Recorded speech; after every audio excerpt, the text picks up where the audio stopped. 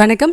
இன்றைக்கி நம்ம ரொம்ப சுவையான அதே சமயத்தில் ரொம்ப சுலபமான முறையில் உடனடி எலுமிச்சை ஊறுகாய் எப்படி பண்ணுறதுன்னு பார்க்கலாம் வாங்க.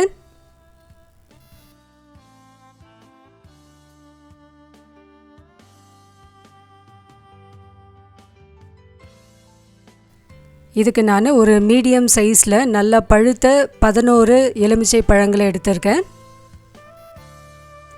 ஒரு கடாயில் இப்போ ஒரு 4லேருந்து 5 கிளாஸ் தண்ணி சேர்த்துக்கலாம். தண்ணி நல்லா சூடாகட்டும். தண்ணி நல்லா சூடான பிறகு அடுப்பை ஆஃப் பண்ணிவிட்டு நம்ம எடுத்து வச்சுருக்க எலுமிச்சை பழங்களை அதில் போட்டுட்டு மூடி போட்டு 5 நிமிஷம் அது மாதிரி ஊற விட்டுடலாம்.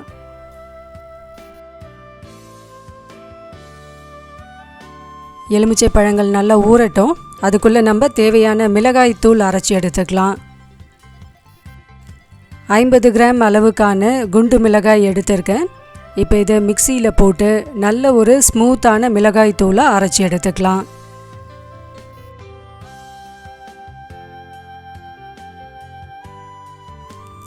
அஞ்சு நிமிஷம் ஆயிடுச்சு. இப்போ நம்ம தண்ணியிலிருந்து எலுமிச்சை பழங்களை எடுத்துடலாம். எலுமிச்சை பழங்களை நம்ம வெந்நீரில் போட்டு எடுக்கும்போது கசப்பு தன்மை இல்லாமல் இருக்கும். அதே சமயத்தில் தோல் நல்ல சாஃப்டாகவும் இருக்கும், நல்ல ஜூஸியாக இருக்கும்.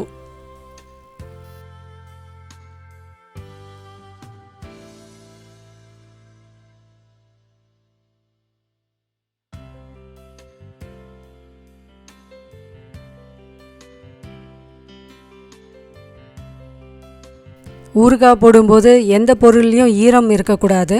அதனால் நம்ம யூஸ் பண்ணுற தட்டு, கரண்டி, கத்திரிக்கோல், கத்தி எல்லாத்தையுமே ஈரம் இல்லாமல் நல்லா தொடச்சிக்கலாம். நம்ம வெந்நீர்லேருந்து எடுத்த எலுமிச்சை பழங்களையும் நல்லா தொடச்சி எடுத்துக்கலாம்.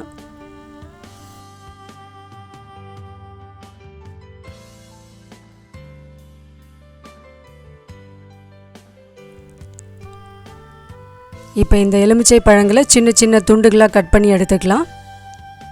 முதல்ல இதை ஒரு கத்தி வச்சு 2ஆக கட் பண்ணிவிட்டு உள்ளே இருக்க விதைகளை நீக்கிடலாம்.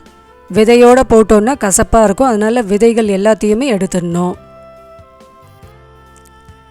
விதைகளெல்லாம் எடுத்த பிறகு இதை ஒரு கத்திரிக்கோல் வச்சு சின்ன சின்ன துண்டுகளாக நமக்கு தேவையான அளவுகளில் கட் பண்ணி எடுத்துக்கலாம்.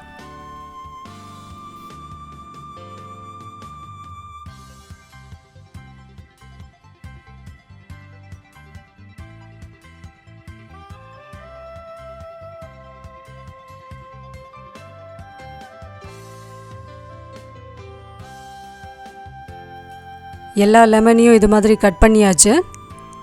இப்போ இதில் 2 கைப்பிடி அளவுக்கு கல் உப்பு சேர்த்துக்கலாம். இப்போ நம்ம எடுத்திருக்க இந்த 11 எலுமிச்சை பழங்களுக்கு 2 கைப்பிடி அளவுக்கு உப்பு கரெக்டாக இருக்கும்.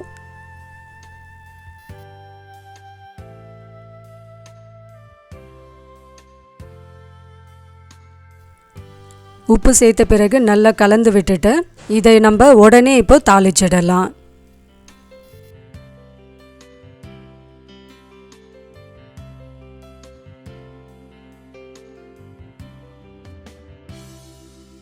ஒரு கடாயில் 50 ml நல்லெண்ணெய் சேர்த்துருக்கேன். இந்த எண்ணெயோட அளவும் பார்த்திங்கன்னா இந்த ஊறுகாய்க்கு கரெக்டாக இருக்கும். நம்ம எடுத்திருக்க 11 எலுமிச்சை பழங்களுக்கு 50 ml நல்லெண்ணெய் கரெக்டான அளவாக இருக்கும். எண்ணெய் நல்லா சூடாகட்டும்.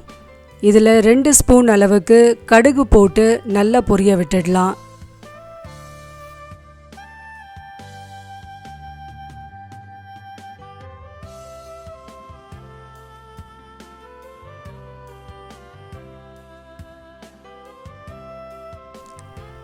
கடுகு எல்லாமே நல்லா பொரியணும். ஒரு மிதமான தீயிலே வச்சு பொரிய விடலாம். அதிகமான தீ வச்சோன்னா கருகி போயிடும். அதனால் மிதமான தீயில் பொரிய விட்டுட்டு நம்ம கட் பண்ணி வச்சுருக்க லெமனை அதில் போட்டு வதக்கி எடுத்துக்கலாம். பெருங்காயம் ஃப்ளேவர் பிடிக்கிறவங்க கொஞ்சமாக பெருங்காயத்தூளையும் இந்த கடுகு கூட சேர்த்து பொரிய விட்டுடலாம். நான் இன்றைக்கி சேர்க்கலை. தேவைப்படுறவங்க பெருங்காயத்தூளும் சேர்த்திங்கன்னா ரொம்ப டேஸ்டியாக இருக்கும். எண்ணெயிலே இந்த எலுமிச்சம்பழம் நல்லா வதங்கட்டும். இது கூட ஒரு 4 பச்சை மிளகாயை சின்ன துண்டுகளாக கட் பண்ணி எடுத்துருக்கேன். அதையும் இது கூட சேர்த்து நல்லா வதக்கி எடுத்துக்கலாம். எலுமிச்சை பழங்களோட நம்ம பச்சை மிளகாய் சேர்த்து பண்ணினோன்னா ரொம்பவே டேஸ்டியாக இருக்கும்.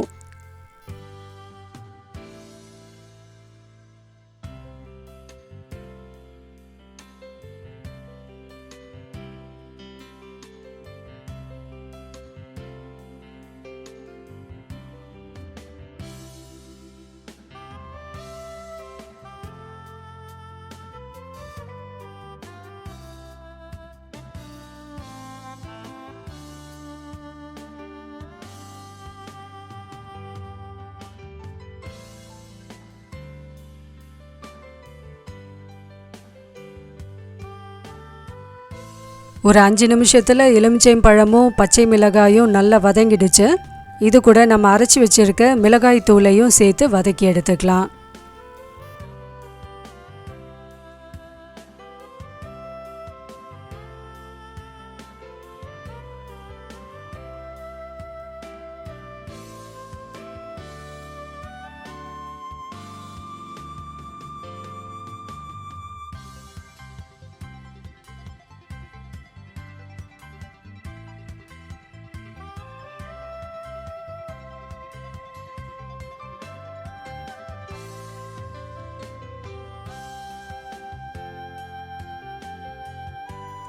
மிளகாய் தூளையும் சேர்த்த பிறகு ஒரு 3 ஸ்பூன் அளவுக்கு வெந்தயத்தூளை சேர்த்துக்கலாம்.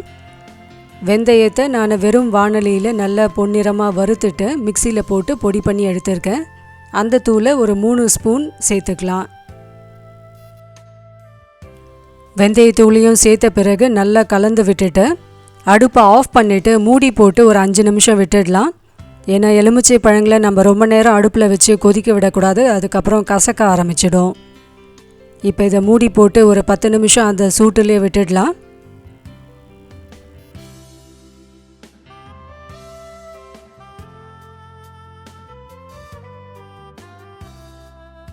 பத்து நிமிஷத்தில் எண்ணெயெல்லாம் நல்லா பிரிஞ்சு வந்திருக்கு. நம்மளோட ரொம்ப சுவையான எலுமிச்சை ஊறுகாய் ரெடி ஆயிடுச்சு. இப்போ இந்த ஊறுகாயை நம்ம ஒரு கண்ணாடி பாட்டில் இல்லைன்னா ஒரு பீங்கான் பாட்டிலில் போட்டு நல்லா ஸ்டோர் பண்ணி வச்சுட்டோன்னா 3-4 மாதத்துக்கு கெடாமல் இருக்கும்.